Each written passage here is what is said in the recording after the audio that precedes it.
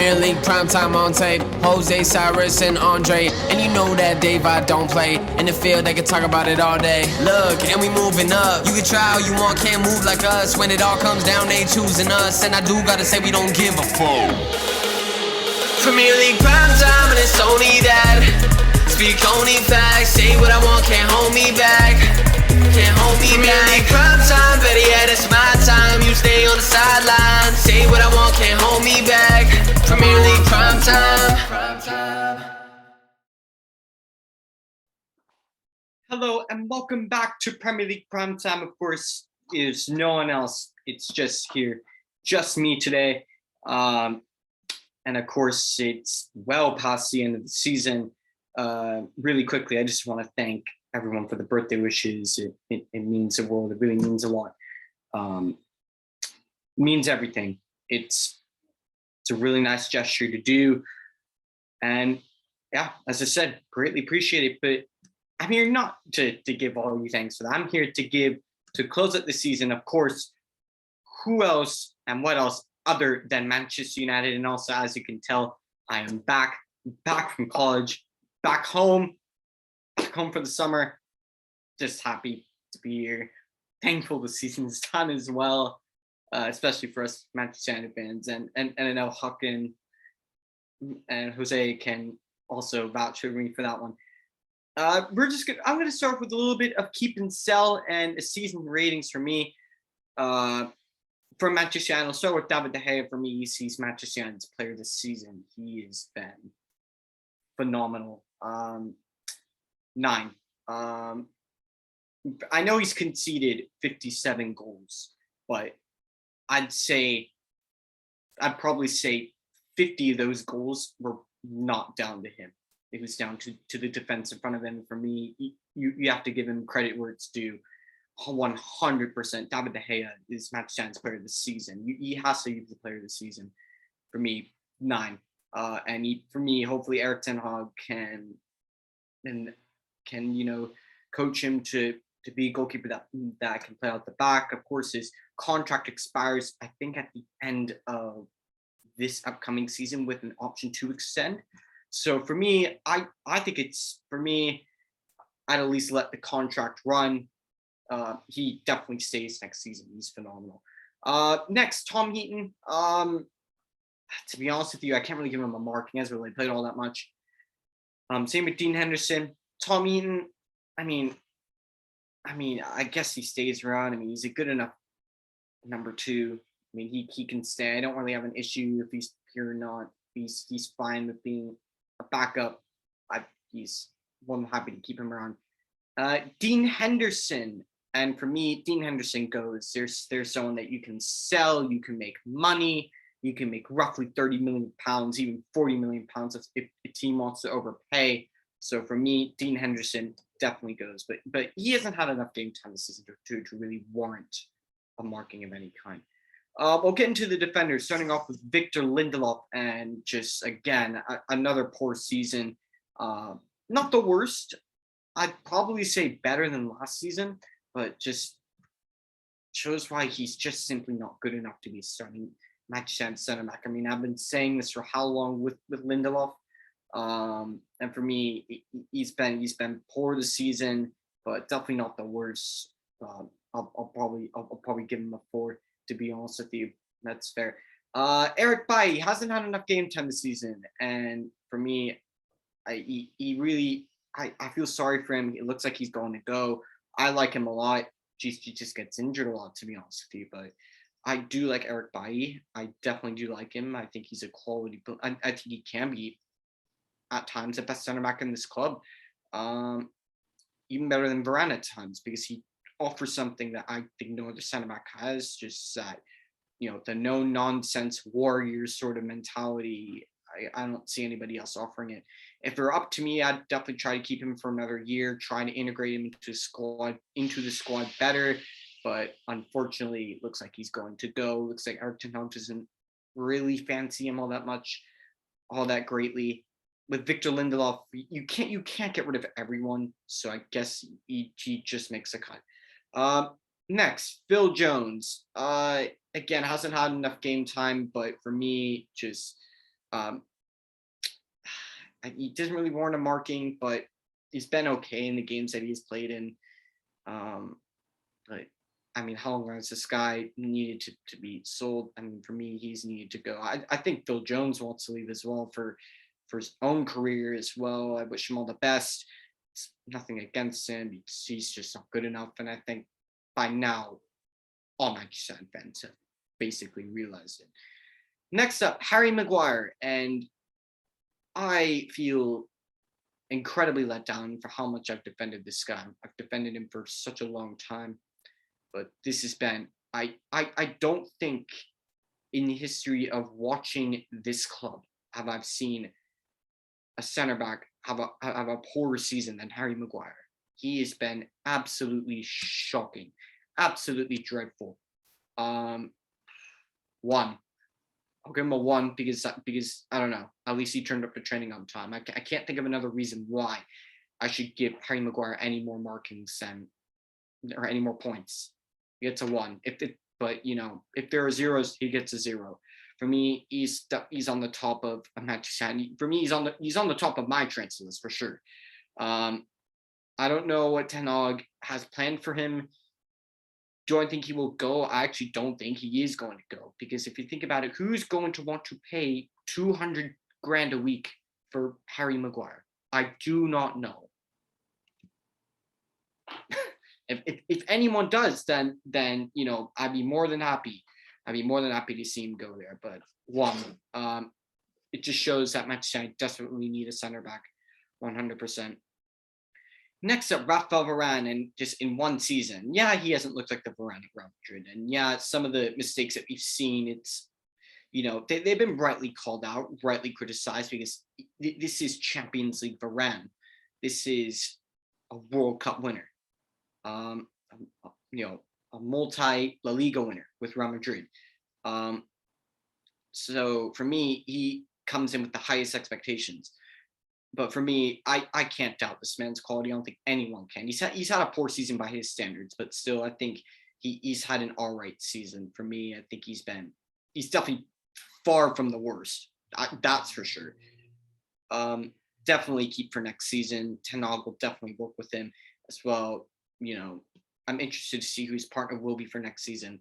For me, and he definitely stays. I'll give Varane a 5. Diogo Dalot, the right back position, has also been a problem. Diogo Dalot definitely played a lot more starting when Michael Carrick came in as the interim manager, then when Ralf Rangnick came in to take over. Rangnick definitely preferred Diogo Dalot at that right back slot in comparison to Aaron Wan-Bissaka. But for me, just not good enough. I mean, I've said for a lot of the season that Dalot's great going forward, but defensively he's suspect. And in many performances this season, Norwich, Newcastle, especially Newcastle away, where St. Maximin had him on absolute toast. It was poor. That was a really poor performance. But Diogo Dalot definitely stays. He can definitely compete with whether if Aaron Wan-Bissaka is still here next year, but I think Manchester United are probably going to bring in someone new into that right back position, just out of my own prediction. Diogo Dalot, just 4, not great. Left back Luke Shaw, and I can't even say how many times I've defended this guy, but he's had a poor season as well by looking at how well he played last season.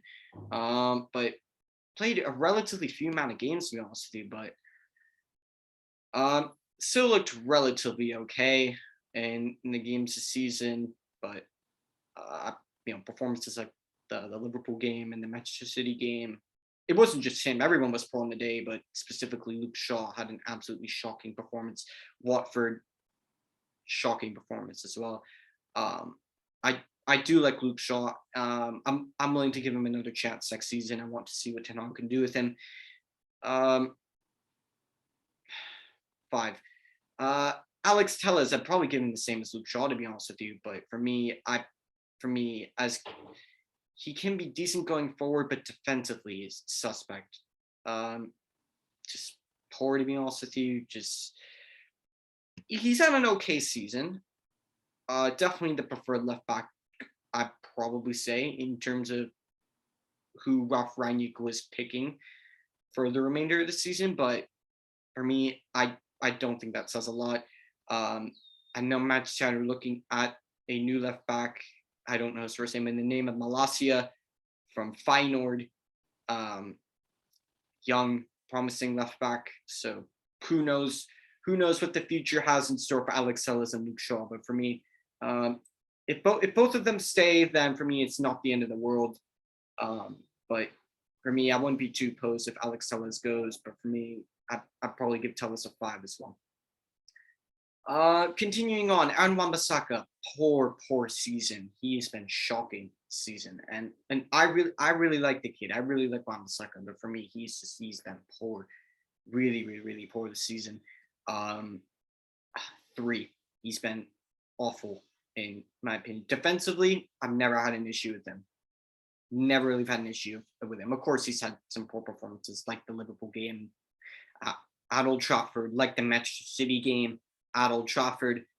But I mean, if Ten Hag wants to see what he can get out of him, I wouldn't be completely opposed to it. But for me, I think it would most likely be the best thing to bring in a new right back for me. Wan-Bissaka for me, I think I've been hearing that Crystal Palace are interested in bringing back on loan. I think that might be a good move for him. Who knows? But I think for me, regardless of where he is, he needs to have a big season. Wan-Bissaka. Into the midfielders, and the reason why I'm skipping over the likes of Brandon Williams, Axel Tuanzebe, Tatum Mendy, Alvaro Fernandez, they've either been on loan or they haven't had enough game time. So I haven't forgotten them. Into the midfielders, and I'll start with Paul Pogba. And for me, he started off the season amazingly well, very, very, very well, and then he just sort of faded away after that. Of course, he's announced he's going, leaving at the end of the month. But again, another inconsistent year where he starts off the season well, then he gets his injuries and he's out for a long period of time. I think he's a world-class midfielder, but I think his time was up at the end of the day. I think it was time for him to move on, to find a new challenge, whether it's going to Paris Saint-Germain, whether it's signing for Juventus. For me, I think it was written in the stars that he was going to leave. Once again, Manchester United not learning the lessons. We let Paul Pogba go on a free back in, I think it was 2011 or 2012, pay a world record £89 million to bring him back, and then leaves on a free again. How crazy is that? And I know there shouldn't be too much bias, but it's quite remarkable if you think about it. Average season for Paul Pogba, in my opinion, I'll probably give him a solid 5. Juan Mata hasn't really had enough game time, and he's already announced that he's leaving. Jesse Lingard, I probably would say the same.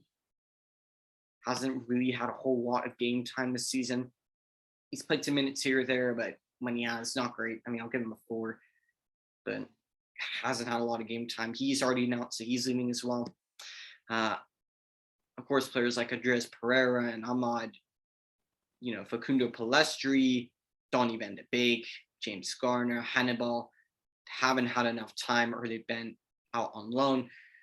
And I'll skip right into Fred. And this is an interesting one because for me, Fred in particular, I believe is a player that divides a lot of the fan base, in my opinion. He's a very tenacious player. I think it's very clear that he's a very tenacious player. Under every manager that we've had this season, he always seems to get picked. Ralf Rangnick, Michael Carrick, Ole Gunnar Solskjaer especially, lived and swore by Fred religiously, picking Fred every single week. He's not a defensive midfielder, but he's a very tenacious midfielder. He gets around the pitch fairly well more times than none. And my problem with Fred is that his touch sometimes lets him down. Sometimes in certain games, I'll look at Fred and it just seems like he can't really pass the ball, to be honest with you. But I think there's a good player in there. I've rated Fred, always rated Fred. I think he could be a decent squad player. But for me, I don't think he starts for Manchester United every single week. Assuming that they bring in the players required and needed to fund and start Erik Ten-Hag's Manchester United project this summer. So for me, but I think Fred overall has had a good season. I think he's had a decent enough season. I'd say after Michael Carrick came in, he started playing very well. Had a poor start to the season, but I think he's been playing well since Michael Carrick came in, as I just mentioned. For me, I'll give Fred a 6. Next, Nemanja Matic, of course, he looks to be on his way out of the club. And he's just signed for Roma on a 2-year contract. Decent season, just Matic doing what Matic always does, sitting back, anchoring the midfield. But of course, we know that his legs they're not up to the standards as they used to be. He's not in his prime. I think he's approaching 32 or 33, as far as I know. But for me, he's had an okay season, average season by his standards. I'll give him a 5. People could be saying I'm too generous with the player ratings for how poor some of these players have been. Next, Scott McTominay, poor season. And I think this season just highlights that Scott McTominay cannot be the main anchor in that Manchester United midfield. Like Fred, he definitely has heart, desire. He's tenacious, but he's not a defensive midfielder. Scott McTominay it's very clear that Scott McTominay is best when he has the ball and he's driving forward with it. Yes, he's good in the air. Yes, he's good at winning headers and 50-50 challenges. But for me, I think Scott McTominay is the most dangerous when he's at the edge of the box. And most of the goals he has scored has come when he is at the edge of the box or he's driving forward with the ball. So for me, he's not a defensive midfielder. But of course, when the infamous pairing of McFred gets paired together, that's basically the best solution that Manchester United has to offer in that defensive midfield role. McTominay's had a poor season for me. 3. Next, and last but not least, before moving to the attackers, Bruno Fernandez, another one that divides the fan base. And I'll make this very clear because people don't necessarily really understand my exact position on Bruno Fernandez. I think he is a top player. I think he is a wonderful player. However, I think giving him that contract early when he still had 3 years left on the current deal that he had, I think that was a mistake because I think ever since he signed that contract, I think I've seen more Casper the Ghost than I've seen Bruno Fernandez. And for me, I don't agree when people call him world class because when you call him world class, just thinking of players in that sort of position, right? I think of someone like Kevin De Bruyne, who's done it year in, year out in the Premier League. And Kevin De Bruyne is one of the best midfielders in the world. Bruno Fernandez is a remarkable player, phenomenal player. But for me, I don't think one could give him that world-class label. He is a top player, but he has had... People can use the stats, but for me, I don't necessarily judge football by stats. For me, I judge football from what I see week in and week out, what I can visibly see from the eye. And for me, he's had a poor season. Definitely not the worst of the players. He's definitely not the biggest problem on the pitch. But for me, he definitely stays. As well as Fred, I'd be willing to give McTominay 1 more year as well. But Bruno Fernandez, of course, he definitely stays whether I like it or not. He signed a new 5-year contract, so he stays whether I like it or not. I'd want him to stay anyways. I want to see what Erik Ten-Hag can do with Bruno Fernandez. And for me, there's still a very good player in there. So for me, Bruno Fernandez, by his high standards, 4th. He's really hasn't had that great of a season. Into the strikers, I'll start with Anthony Martial. Sort of the same as Jesse Lingard before he went out on loan to Sevilla, where it hasn't really worked out for him. For me, Martial, his time could be at an end. Hasn't really had a great time trying to break into that front line with all the competition there. And for me, it could be time to cut ties.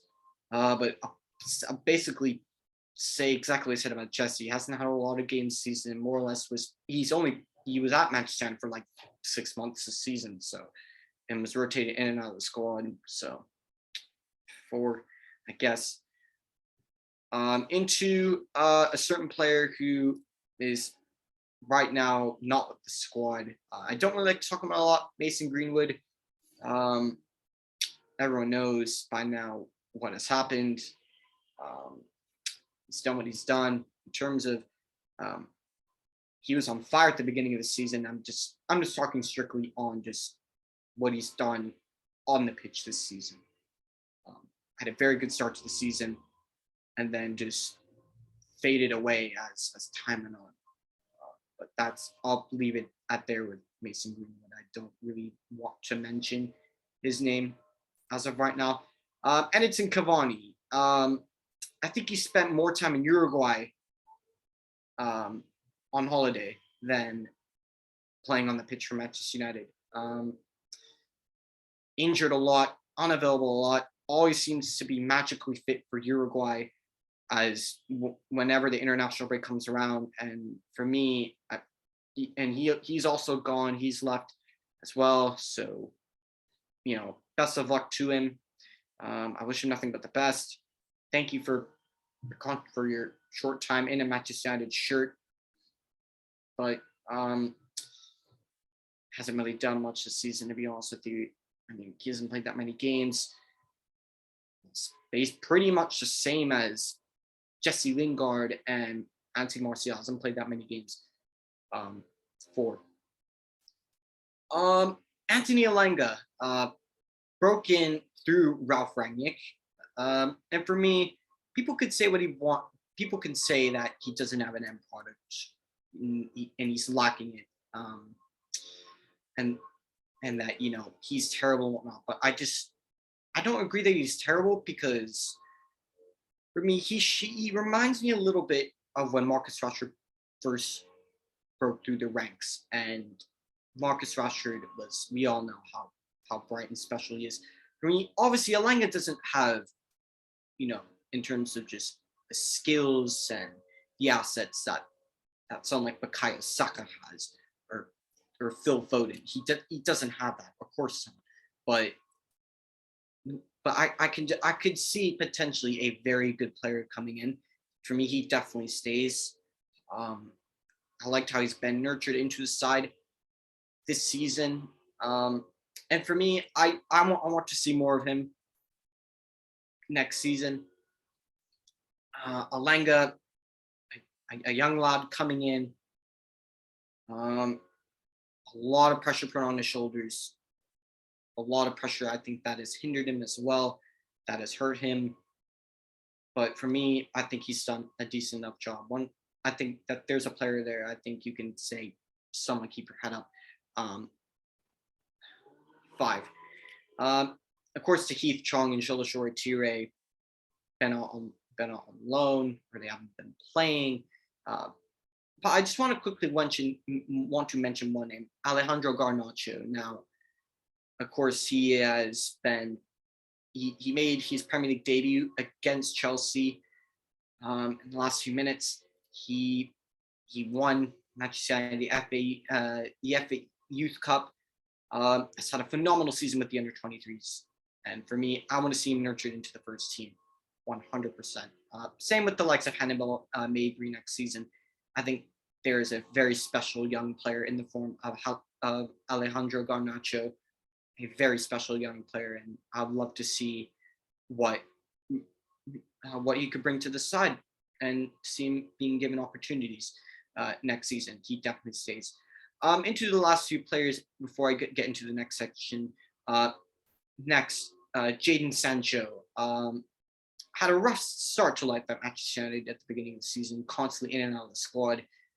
Michael Carrick and Rafael Varan came in, gave him a consistent run of games, saw glimmers of what we know Jadon Sancho brings, the quality that this player has.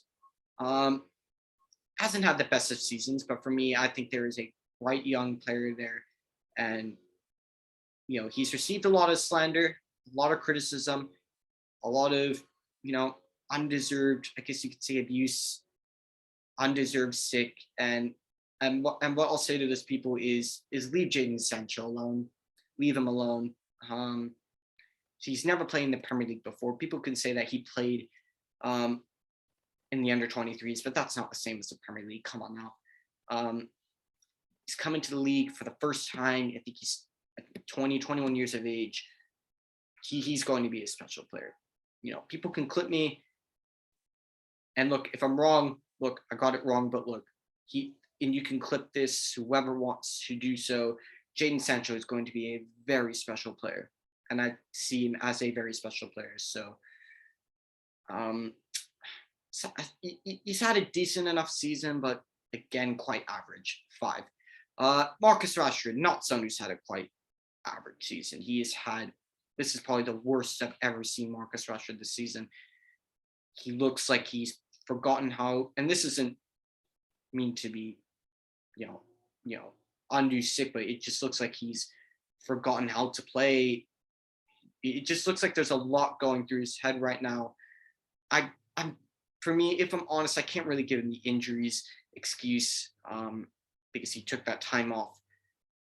He was given that break by Ole Gunnar Solskjaer in the beginning of this after the Euros to fully recover. He came back, was supposedly fully recovered, and he's just looked progressively worse as the season's gone on. So for me, Marcus Rashford, he has a year left on his contract. For me, another one that divides the fan base. For me, if he's sold, then I wish him all the best.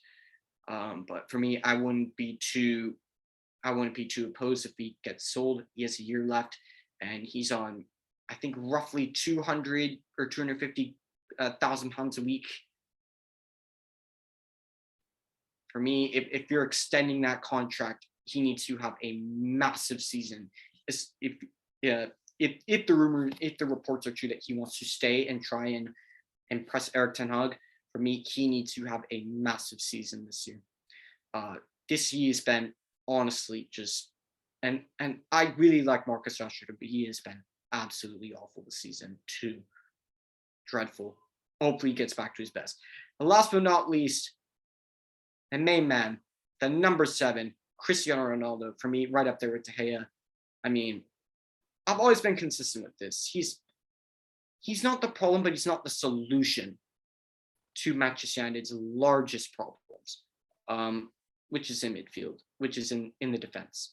And the fact how he's 37 years old and he was 2 goals off from reaching 20 goals this season. And yeah, sure, you could say some of them were penalties.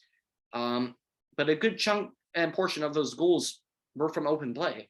And thinking about that, for me, he scored almost 20 goals in the worst Manchester United side in Premier League history, finishing in 6th with 57 points. I mean, that's quite remarkable. I mean, this man, and the fact how, according to Fabrizio Romano, he wants to stay.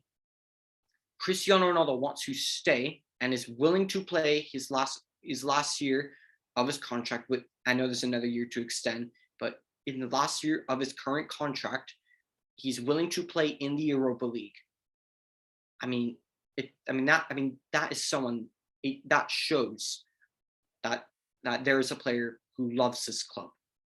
He could have gone to Manchester City. He could have won trophies. He chose to come to Manchester United. And to a certain extent, I feel sorry because Cristiano Ronaldo, he does not deserve what he has come back to. standards that he grew up with playing with Sir Alex Ferguson and the likes of Wayne Rooney and the likes of Paul Scholes and Rio Ferdinand, Nemanja Vidic, Patrice Evra, Gary Neville. I could go on and on and on and on and on. But he's not deserved what he has come back to. He isn't deserved it, not one bit. And for me, he can 100% keep his head held high for me. For me, he's right there with David De Gea, a 9. For me, I definitely want to see him here next season. I think he's going to stay next season. Next, into the next part of our show, where on the pitch do Manchester United need reinforcing, and what targets, or specifically any player names, would I be interested in reinforcing those targets? For me, center back is screaming out for reinforcement. For me, one player comes into mind, of course, the likes of Yuri and Timber. Apparently, it's Erik Ten-Hag's top target as a center back. Knows him well from his days at Ajax as well. But of course, Ajax, we've already taken their manager, so they're not going to be too generous. I wouldn't imagine they would be too generous in terms of letting arguably their best center back leave. For me, there's a phenomenal player in Yuri and Timber. I think that would be an exciting signing, an exciting prospect to see come in. And for me, I would love to see him in a Manchester United shirt, in my opinion. Just going from back to front, for outside backs, right back, the likes of Jed Spence from Nottingham Forest, although reports suggest that Tottenham Hotspur are in advanced negotiations with Middlesbrough to acquire Jed Spence. So he could very well be on his way to Tottenham Hotspur, even potentially, as I'm saying this, in regards to the negotiations. But someone like that as well. Max Aarons has been named for a long while now as a player that Manchester United are interested in. Would I be open to it? Possibly. But for me, I wouldn't prioritize a right back over the likes of the defensive midfield. For me, obviously Declan Rice is the dream target, but it's incredibly unrealistic. 150 million pounds is no one's going to pay that. So for me, if one's asking cheap alternatives, and I'll just name some off the top of my head, and these aren't necessarily players that I would want, but just players that one could target. Calvin Phillips is there, but you're not, especially because he's English. He's an English international, a mainstay for the English national side as well. You're looking at least 60 million. Of course, the main man who Manchester United are mostly interested in, Frankie de Jong, a player I would love to see in the red of Manchester United. A phenomenal player there, 25 years of age. Pretty much the only reason why this deal looks anything like there's anything there in terms of probability of it being, on the cards, it's because of Erik Ten-Hag. Of course, hopefully his charming to Frankie de Jong works, and you can convince him that coming to Manchester United may do him some good. The likes of Ruben Neves, that would also be a phenomenal signing for Manchester United. I've seen Serge Milinkovic-Savic, but I think every club across England is linked to him. For me, Milinkovic-Savic always reminds me of Jose Mourinho. I think that was a Jose Mourinho target, and Manchester United somehow always get linked with him. Another player who I have seen be linked with Manchester United, N'Golo Kante of Chelsea, and as amazing of a player as he is, for me, it screams Nemanja Matic, and he's approaching 30. He's growing more and more injury prone, and for me, I'd stay away from that. But he's still a wonderful player. N'Golo Kante, rate him very highly. not necessarily a defensive midfielder. Christian Eriksen has also been linked on a free. Could look likely that he leaves Brentford, as he has been playing there for the past 6 months. On a free transfer, would I be open to it if he's willing to take a squad role or take a role as a squad player? I would not be opposed to having, an extra player of quality in and around the squad. Although if he wants a starting place, I would most likely say otherwise, but a very good player in there. And Christian Eriksen, approaching his 30s as well, Premier League proven, to also add on to that. Other midfielders, Yais Basuma, there hasn't really been a lot of links, but just another great player to add to the list. João Palhinha of Sporting Lisbon, another great midfielder, I think could do something very, very well at Manchester United with the Portuguese contingency that Manchester United has with the likes of Diogo Dalot and Bruno Fernandez and Cristiano Ronaldo. Of course, you have the likes of João Palhinha. In terms of just midfielders, that's basically all I have, just in regards to just being on the very top of my head.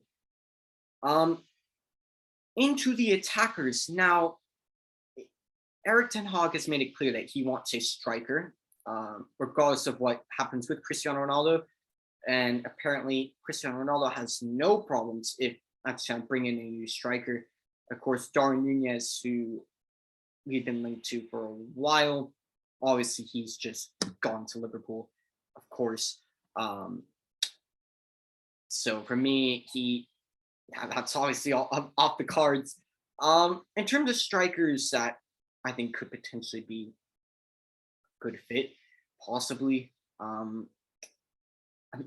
I like the likes of Gianluca Scamacca. Looks like a very good player for me. I don't know a whole lot about Gianluca Scamacca, but there just looks like a very good player there for me. I like the looks of him. Alexander Isak, another player, another very good player as well. And then of course wingers, and of course 2 Brazilians coming to mind straight away. Rafinha of Leeds, but of course he's not leaving for anything less than £60 million. And because of the rivalry between Manchester United and Leeds, they'd probably say 70. So that's probably off the cards as well. And Anthony of Ajax, another Ajax player, and he is a quality player. £50 million is a rumored price tag that is being named. And for me, I would not be opposed to that. But although for me, if you get Anthony, I don't think you'd be getting Yuri and Timber. Other center backs on the cards, Sven Botman as well.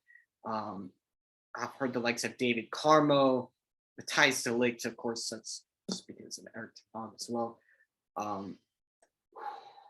The likes of Alessandro Bastoni, great player. That would be a phenomenal signing. Alessandro Bastoni, great player, great center back. I definitely like the looks of him. Benoit Badiashile, there's another one of Monaco, but they've just lost, Aurelien Tchouameni. I don't think they'd be looking to lose 2 of their best players now, would they? Just a player for left back Malacia as well. As I mentioned before, of Feyenoord, the Dutch international.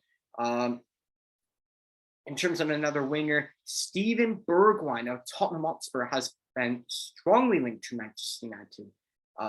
But everyone knows how kind Tottenham Hotspur and Daniel Levy are in regards to negotiating for players, especially to Premier League rivals. So I think that may be a bit difficult to negotiate with Tottenham Hotspur for that deal, for someone like Steven Bergwijn, although he is a very good player.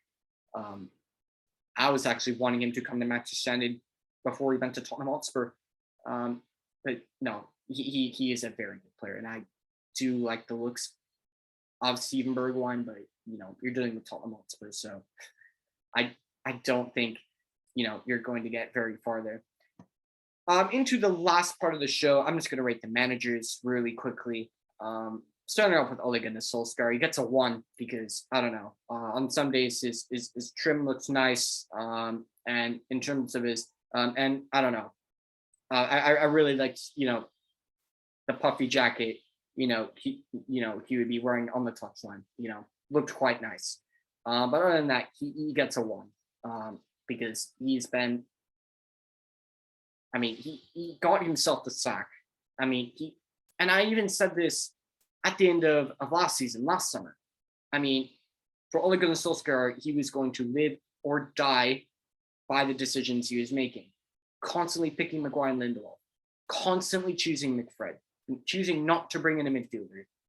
So for me, he basically lived and died by that sword. So that's down to him. Michael Carrick, only had 3 games, but 3 very, very tough games. Villarreal, of course, away in the Champions League to secure top of the group and to secure a place in the round of 16. Playing away at Stamford Bridge against Chelsea and at home against an informed Arsenal side, and Chelsea also quite informed as well. 0 losses, won 7 points out of those. Won 7 points out of the 9 possible. So for me, he has to get a 9 for that. Look to just bring back a little bit of magic in the squad. Look to just bring back a bit of the feel good factor.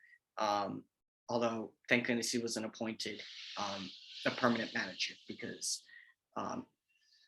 as for and I can speak on the behalf of the United fan base when I say this.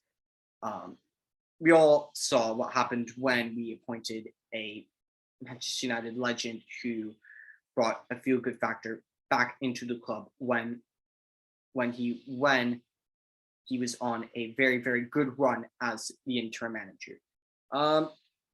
Ralf Rangnick, he's been poor. He's been poor as well.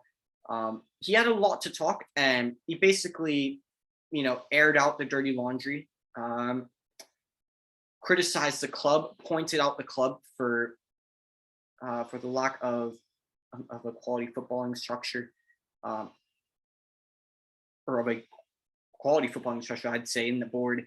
But for me, just he's been poor. I'll give him credit for Alenga and nurturing some of the youngsters in and changing some things up, but he swore and stuck by Harry Maguire when he said big changes were going to be made when he came in.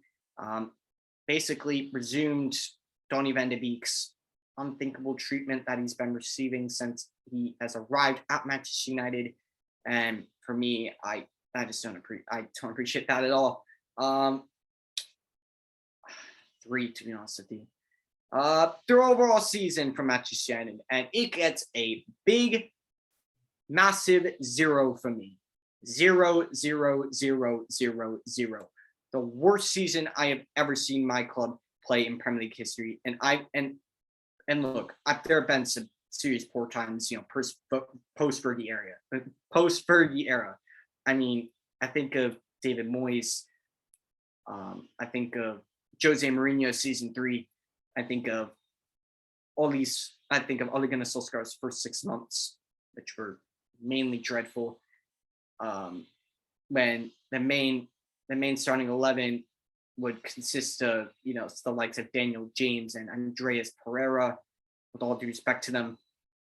But I've seen some poor times, but I've never seen it this bad, especially with the squad that the managers have had at their disposal. I'm thinking, okay, maybe not competing for the league, but Champions League football minimum requirement, and that was a very achievable target when Ralf Rangnick came in and took over. Some things weren't his fault, I can't blame him, but other things were, like team selection.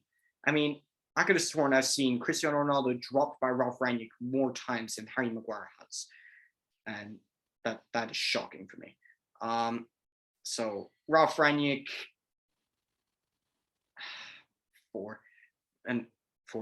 as I said. And there you have it to sum up the 2021/2022 Premier League season from yours truly. Thank you so much for your time watching this. Wherever you're watching this in the world, smash like on the video and comment down below. What if you thought on Manchester United's overall season in terms of players that, to keep, players to sell, players that maybe Manchester United should target as well. And just the overall season as a whole, it's been a shocking season for Manchester United. It's been a long Premier League season just as a whole. It's been a long season for Premier League primetime, but who knows? In terms of, and before I head out and take and go off, for the summer, and of course, do what Manchester United need to do, which is rebuild. We have Premier League prime time. There could be some rebuilding to be done if that is a season 3 happens. And that basically comes into what a lot of people have been asking, Daveye, are you going to stay on? Daveye, is there going to be another season of Premier League prime time? What's the future looking like for Premier League prime time's main host? And to answer that question, it's uncertain. I just came home from school just a few days ago. I need to, as of right now, just relax and basically just reset, recharge, and of course, as I'd always see, the Manchester United players do after every single weekend, after every single game that we lose, especially in the Premier League, we will go again. I still can't get over that. But yeah, it's right now, nothing's been decided for me. My future will be decided just after the break. And anyways, there you have it. Of course, it's been another great season. I greatly thank everyone for all the support. And one thing to also thank before, the season is done and dusted and finished. A massive thank you as well, of course, as yet another massive shout out to my quality new friends at Cal Poly, really helping me adjust. And honestly, if it weren't for them lot as well, I wouldn't have really grown just as a host, as a person as well. So yeah, all of you, a huge thank you to all of you. Really grateful for it.